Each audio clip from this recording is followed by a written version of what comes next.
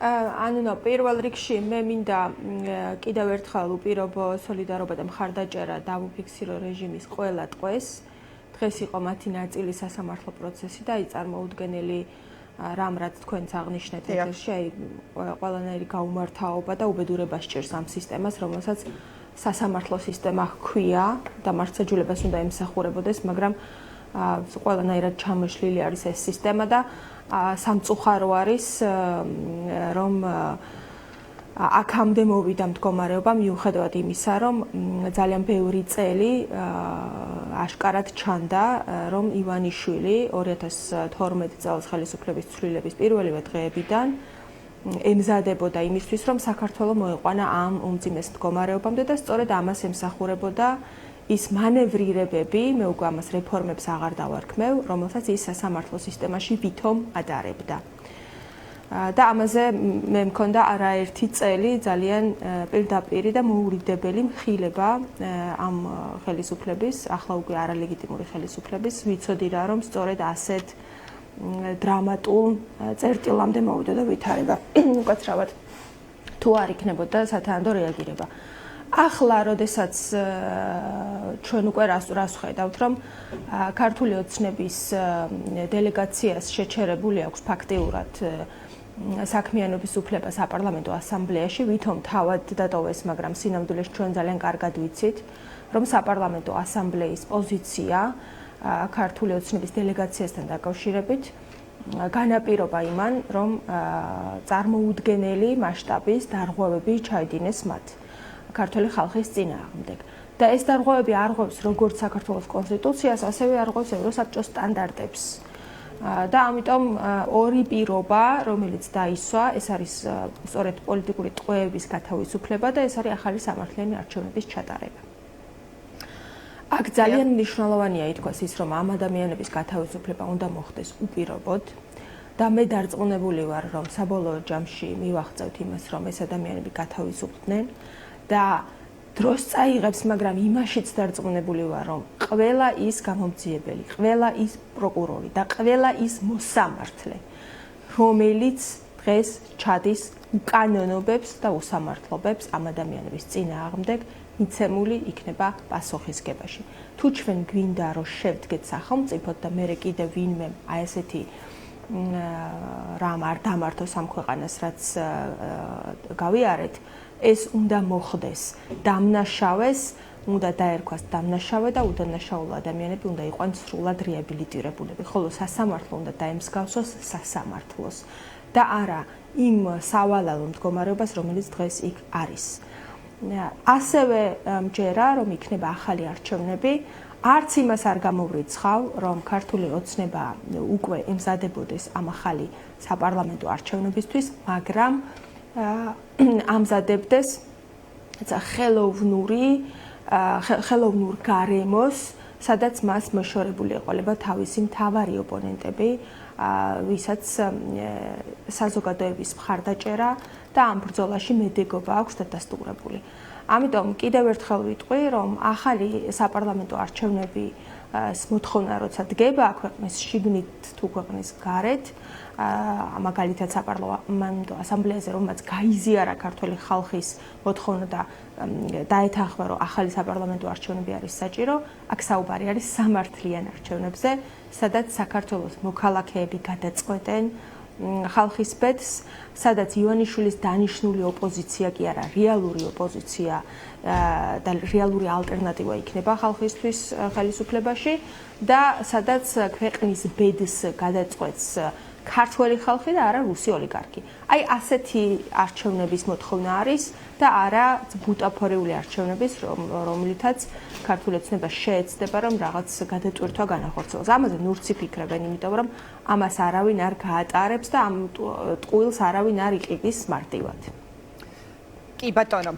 და ანა, ასევე მინდა გკითხოთ თავად იმ ესე ვთქვათ ინტერპრეტაციაზე თუ არ ვიცი, რა შეიძლება ეწოდოს თავად ქართული ოცნების წარმომადგენლების განცხადებებს ევროსაბჭოს ასამბლეასთან დაკავშირებით. ხო, აი პაპუაშვილი, რომელიც ამბობდა, რომ თურმე აი ეს ასამბლეა დადის ესტონელების, ლიეტუველების, უკრაინელების და ზოგიერთი სხვა პოლიტიკური ჯგუფის ჭკუაზე დადის, მოკლედ ამ ხელა ასამბლეა და სერიოზულობა აქვთო მათო დაკარგულიო და ისინი რაღაცა აქცენტს აკეთებენ და იხსენებენ, რომ აი სააკაშვილთან დაკავშირებითაც ხომ აქვთ მიღებული რეზოლუცია და ამიტომ ისინი ოპოზიციური პოლიტიკური პარტიის ინტერესებს ატარებენ და არა ქართველი ხალხის ინტერესებს. აი რას უპასუხებდით მათ ესეთ განცხადებას? ანუ პაპუაშვილს რას უპასუხებდით? კი არა, საზოგადოებას რას ეტყოდით, რომელიც პაპუაშვილის ამ განცხადებას ისმენს? ესე იგი, ჩვენ ვხედავთ, რომ ისე ამბობენ, რომ ევროპაში რაღაცა ევროპას ისე ახსენებენ და ევროპულ ფორმატებს, რომ გეგონება აზიაში ესე ძალიან გამოიჩინეს თავი, ეს სარქუას კომენტარი ვნახე და არ გვავიწყდება მისი აბუდაბი არავის არ ავიწყდება, ამიტომ ისე წარმოაჩენენ, რომ მხოლოდ რაც ევროპული მართლმსაჯულება და ევროპული სტანდარტები დაარღვიეს, ყველგან თავი მოჭრეს მაგათ ამ ქვეყანაში და კიდევ ერთხელ ვეტყვი, არავის არ ავიწყდება აბუდაბის ამბები. ის რაც საჯარო იყო და ისიც რაც არასაჯარო იყო, ამიტომ ეს ხალხი ზოგადად არ წარმოადგენს არსად, სადაც არ უნდა წავიდნენ, არც ქვეყნის შიგნით და არც ქვეყნის გარეთ, არც ევროპაში, არც აზიაში, არც ამერიკაში, არც აფრიკაში, არსად არ დადის ეს ხალხი და არ წარმოადგენს და არ განასახიერებს ქართველ ერს. არც მისი ისტორიით, არც მისი ტრადიციებით და არც მისი ღირებულებებით. შესაბამისად, ერთადერთი, სადაც მათ მენტალურად მათი ადგილი არის, ეს არის რუსული ჭაობი და არ ვიკვირს, რომ სწორედ იმ სახელმწიფოებზე აქვთ განსაკუთრებული იერიში, რომლებიც ისტორიული კონტექსტიდან გამომდინარე იყო რუსეთის პირველი სამიზნე. ხომ ყველა ის ქვეყანა, რომელიც თქვენ ჩამოთვალეთ და უკრაინა ახლა არის სრულიად უკანონო და არალეგიტიმური ომის სამიზნე ხო რუსეთის მხრიდან. მათზე რომ განსაკუთრებით გაავებულები არიან, იმიტომ რომ რუსეთს უწევენ ეს ერები ისტორიულად წინააღმდეგობას და ამ გაავებაშიც სწორედ რუსულ ხაზს ატარებენ. ეს ძალიან თვალშისაცემი არის და ძალიან მრავალისმთქმელი არის მათზე. ნუ ამ შეურაცხყოფას, რომელსაც აყენებენ საპარლამენტო ასამბლეას, სადაც ყველა ევროპული სახელმწიფო არის წარმოდგენილი, დარწმუნებული ვარ, რომ ექნება შესაბამისი პასუხი თავად საპარლამენტო ასამბლეიდან, სადაც მაგათი პარლამენტისგან განსხვავებით, აი ერთპარტიული პარლამენტისგან განსხვავებით, სადაც ზოგმა წერა არ იცის, ზოგმა კითხვა და უმრავლესობამ კიდე ლაპარაკი, ევროსაბჭოს საპარლამენტო ასამბლეაში პოლიტიკური პროცესი მიმდინარეობს და ერთი პარტია არ არის წარმოდგენილი. პაპუაშვილის პარლამენტისგან განსხვავებით. ერთი ხმა არ არის და ყველა საკითხზე ერთი და იგივე მოსაზრება არ არის და ეს ჯანსაღი და სამართლიანი პროცესი არის განსხვავებით პაპუაშვილისგან, რომელსაც ისე არ ყავს ჩაქუჩებს ამ კანონებს, რომ განხილვებიც კი აღარ მიმდინარეობს უკვე იქ, თუნდაც ფორმალურად, რომ ვიღაცას თავი მოაჩვენოს, რომ რაიმეზე მართლა შინაარსიანი დისკუსია გაიმართა. ამიტომ ახლა პაპუაშვილი რო ხარ და პაპუაშვილის პარლამენტში რომ მუშაობ, მაინც და მაინც სხვა საპარლამენტო მით უმეტეს საპარლამენტო ასამბლეის კენ მაინდა მაინც თიც არ გავიშვერდი, იმიტომ რომ ძალიან კარგად ჩანს დიდი და უსაშუალო კონტრასტი. მაგრამ აქ თავარი ამბავი რა არის? ანუ თავარი ამბავი არის ის, რომ აი ამ თითქოს კრიტიკაში, თითქოს იქეთ თავდასხმებში გაღმა შეედავე, გამოღმა შეგრჩება თუ ეს გამოთქმა რო არის ქართული. ანუ ამასობაში იფლანგება ძვირფასი დრო და რა არის ეს ძვირფასი დრო? ეს ძვირფასი დრო არის ის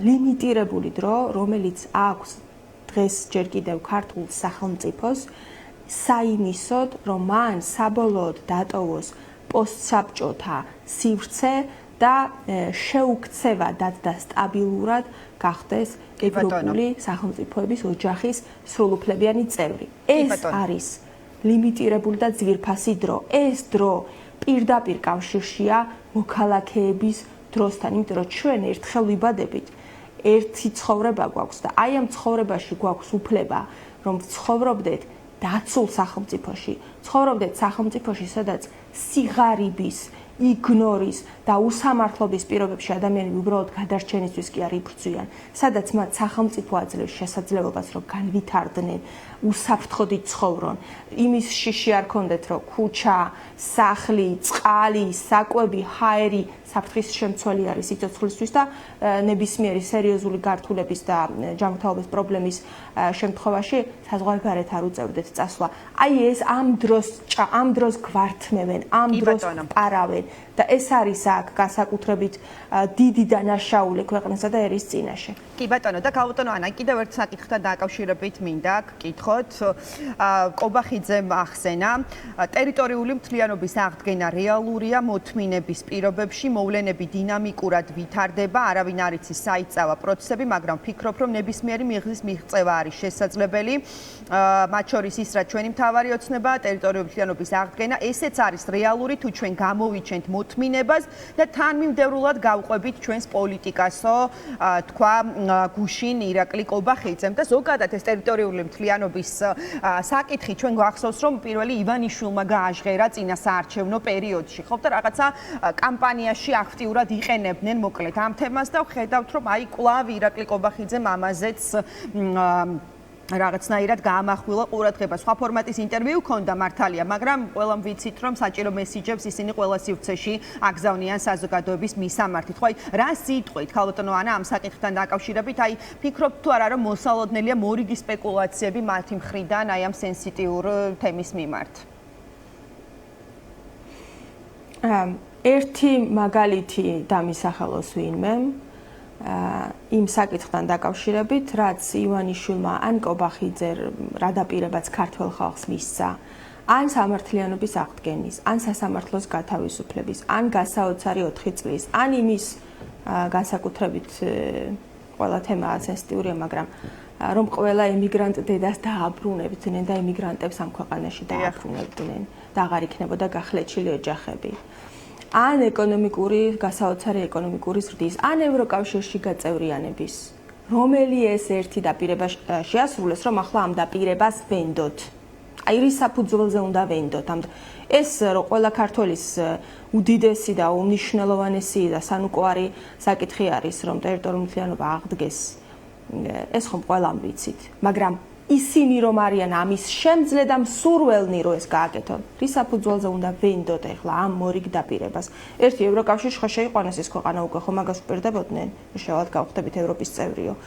რამდენი ნაბიჯით დავახლოვდნენ ევროპას, დავახლოვდნენ კი არა არც ერთ ოფიციალურ შეხვედრაზე და არც ერთ ოფიციალურ ფორმატში აღარც კი ხვდებიან და ხელს აღარ ართმევენ, ავიცი, დერეფნებში დასდევს ეგრეთ წოდებული საგარეო საქმეთა მინისტრი, რომ ვინმესთან ფოტო გადაიღოს და შემდეგ ამით, ვიცი, თავისი PR კამპანია აცოს, ხოლო რომ ვიღაცა დერეფანში დაჭერილს ხელს ართმევენ. რომ თითქოს ამით ცდილობენ აჩვენონ, რომ არ არიან იზოლირებული ცივილური სამყაროსგან. რომელი დაპირება შეასრულეს, რომ ამ დაპირებას ვენდოთ, რომ თქვათ, რომ კი ეს ხალხი არის ამ ამოცანის შემსრულებელი. ამ საკითხზე კი არა და ის კი არა, რომ შვიდობიანი დიალოგის წარმოების გზით აღადგინონ აფხაზ და ოს თანამოქალაქეებთან ერთად აღადგინონ საქართველოს ტერიტორიული მთლიანობა. აი ათასობით ადამიანი ქუჩაში დგას იმისთვის, რომ თავისი მოქალაქეის ხმა გააგონოს და ის არ ესმით და ძალადობით პასუხობენ ადამიანებს. როცა ტერიტორიული მთლიანობის აღდგენა რომ ყოფილიყო მათი რეალური სურვილი, დამერწმუნეთ, რომ ისეთ ისტორიულ შესაძლებლობას, როგორც იყო ანაკლიის პორტის აშენება, რომელიც საქართველოს სრულიად სხვა უსაფრთხოების გარანტიებს მისცემდა და ამავე დროს იქნებოდა უმნიშვნელოვანესი ხიდი სწორედ ტერიტორიული მთლიანობის აღდგენისთვის, ამას არც ერთი პატრიოტი ხელისუფლება არ ჩააგდებდა და არ გააჩანაგებდა ამ შანსს. მათ რომ რეალურად ეს სურდეთ. მათ რა სურთ? მათი რეალური სურვილი ხომ ასევე გავიგეთ ჩვენ ძალიან ღიად ნათქვამი წინა საარჩევნო კამპანიის დროს, რომ თურმე ბოდიში უნდა მოუხადოთ ოკუპანტს.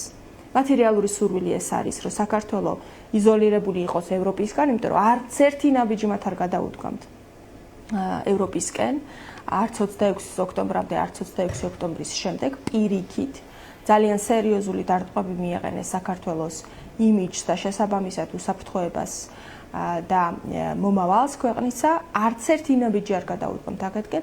მათ მხოლოდ ის უნდათ, რომ ამ ქვეყანას ყველა სტრატეგიული პარტნიორი და მეგობარი და კეთილმოსურნე ჩამოაშორონ და დატოვონ საქართველო მარტო იოლ ლუკმად რუსეთისთვის.